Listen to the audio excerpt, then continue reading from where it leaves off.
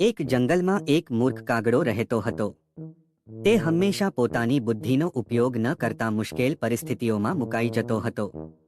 તે જ જંગલમાં એક ચાલાક શિયાળ પણ રહેતું હતું, જે ખૂબ દગાબાજ હતું. એક દિવસ કાગડાને એક રોટલીનો મોટો ટુકડો મળ્યો. તે ખુશ થઈ ગયો અને રોટલી મોંમાં દબાવીને એક ઊંચા ઝાડ પર બેઠો. ચાલાક શિયાળે કાગડાને રોટલી સાથે જોયો. તેના મોંમાં પાણી આવી ગયું. તેણે વિચાર્યું કે કાગડા પાસેથી રોટલી કેવી રીતે મેળવવી. શિયાળ ઝાડ નીચે ગયો અને કાગડાને કહ્યું, નમસ્કાર કાગડા ભાઈ, તમે કેટલા સુંદર છો. તમારો અવાજ પણ કેટલો મધુર છે. મેં સાંભળ્યું છે કે તમે ખૂબ જ સુંદર ગીતો ગાઓ છો. શું તમે મારા માટે એક ગીત ગાશો? કાગડો પોતાની પ્રશંસા સાંભળીને ખૂબ જ ખુશ થયો.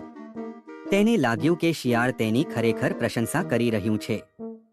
તે ગીત ગાવા માટે તૈયાર થયો.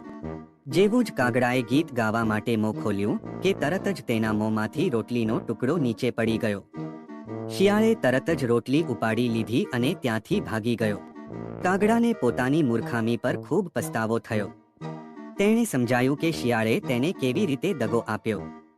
તે દિવસ પછી કાગડો ક્યારે કોઈની વાતોમાં આવ્યો નહીં અને હંમેશા સમજદારીથી કામ લેવા લાગ્યો. આ વાર્તા આપણને શીખવે છે કે ખુશામતથી સાવધાન રહેવું જોઈએ.